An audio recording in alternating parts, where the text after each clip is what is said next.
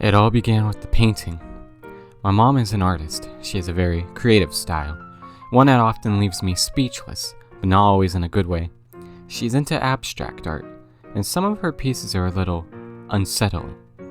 Most of the time I can just ignore them, but this one was different. She hung it up in the hallway about a month ago. It's dark and chaotic, filled with harsh blacks, deep reds, and blurry shapes that shift if you stare at them long enough. At first, it just seemed like another of her weird creations, but I couldn't shake the feeling that it was alive. Every time I walked by, I felt like something in the painting was moving out of the corner in my eye, but whenever I looked directly at it, it was still. At first, I told myself it was nothing, just my imagination. But it kept happening. Every time I passed that hallway, I'd get a chill. Something about that painting just felt wrong. One evening, after I'd spent too long on my phone, I walked down the hallway and glanced at the painting again. This time, I could have sworn it flickered. Not just a trick of the light, but a true glitch. The dark swirls in the painting pulsed and flickered, shifting between shades of black and gray, and a strange reddish hue. It wasn't like anything I'd seen before. I turned to look directly at it, and everything stopped. The painting looked perfectly normal, like it always had, but my heart was racing, and I knew I wasn't imagining it. I grabbed my phone. If I could capture it on video, maybe I could prove to myself it wasn't all in my head. Alright, I'm in the hallway now. I whispered, my voice shaky. I'm going to turn the camera toward the painting without looking at it directly. I slowly turned the phone, making sure not to look at the painting. For a moment, everything seemed fine. Then I saw it. The colors in the painting flickered again. They twisted like static on a screen. Red, black, gray. They were shifting in a way that made my stomach turn. What the fuck? The moment I looked directly at it, everything stopped. The painting was still. The swirling chaos was frozen in place. I bolted back to my room, hands trembling. I couldn't shake the feeling that something had just watched me, and it wasn't just the painting. The next morning, I tried to convince myself that I had just been tired, or that it was all a trick of the light. But when I stepped into the hallway, I felt it again. A deep, unsettling chill. The painting looked normal at first glance, but when I looked closer, I saw it. The jagged shape in the background, something dark, almost like a shadow, was closer to the front of the canvas. It had moved. I don't know how, but it had. I backed away slowly, my heart pounding in my chest. I tried to ignore it, but the feeling of being watched didn't go away. When my mom walked by, I was too afraid to say anything. She just smiled and commented on how much she loved the painting, as usual. That night I couldn't sleep.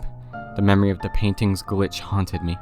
The whispers were getting louder too, like distant voices. I kept hearing something that sounded like growls in the hallway, but when I checked, there was nothing, just the painting, staring back at me. I couldn't ignore it anymore. I had to see if it was real. Maybe I was just imagining things, so I grabbed my phone again and slowly crept down the hallway. I turned the camera to the painting, careful not to look directly at it.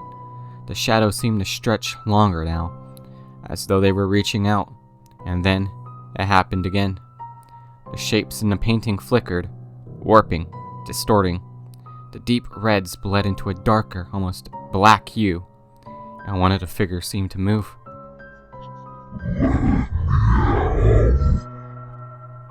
I froze. I couldn't breathe. The whispers were getting louder, the growls more distinct. I turned to face the painting, but everything stopped as soon as I did.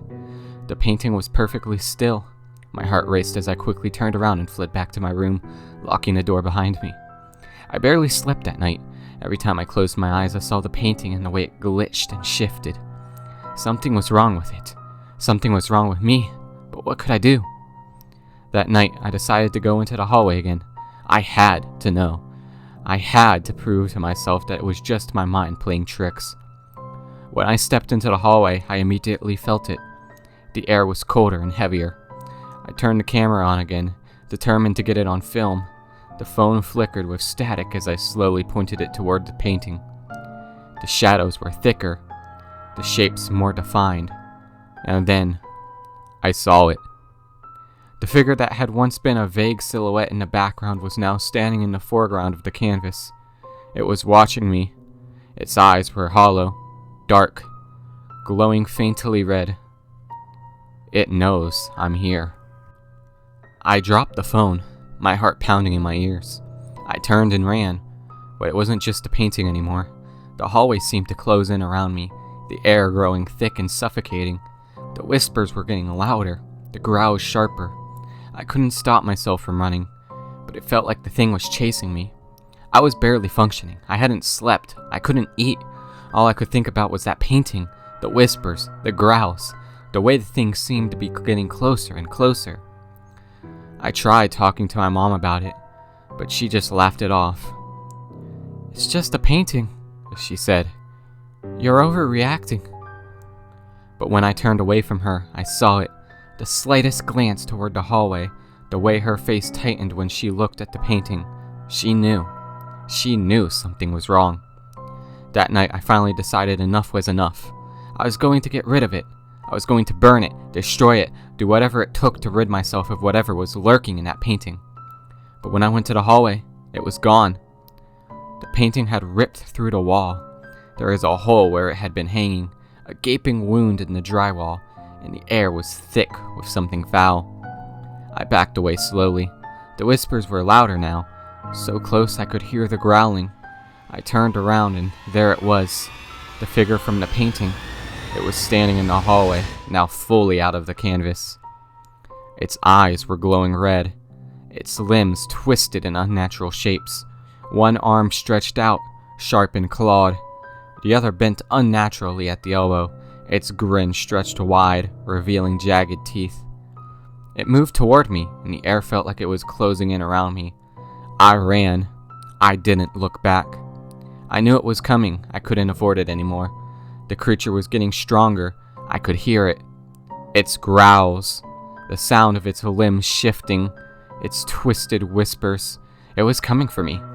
I sat in my room, clutching a baseball bat. The lights flickered. The house was silent, but I could hear it. And then the door burst open.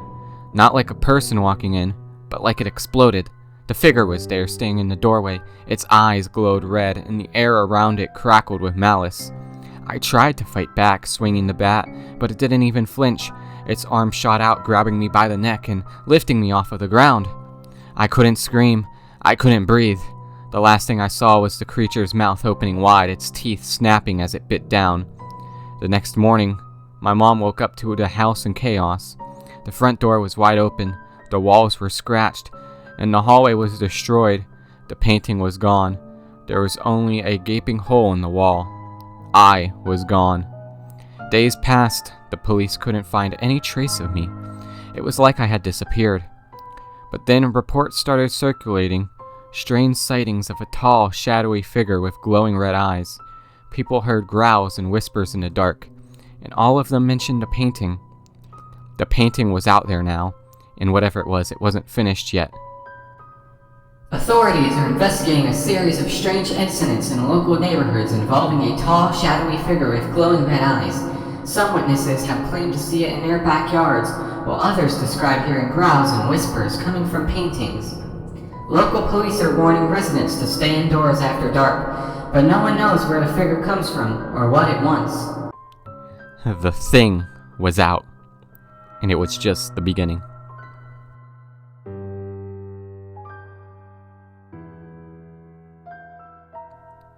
Hey everybody, here.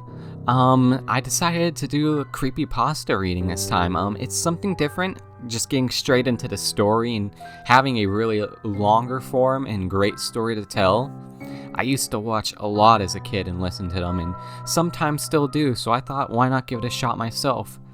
Sorry for the lack of videos lately. I am currently in the process of moving, so that kind of puts a damper on things. I'm trying to release content as much as I can, but it's probably going to be more short form videos like this for the meantime, which I hope everyone's fine with. If you like this style of video, if you could please leave a comment down below letting me know, and leave a like, or hey, maybe even subscribe. And without further ado, I will see you next time. Have a wonderful day.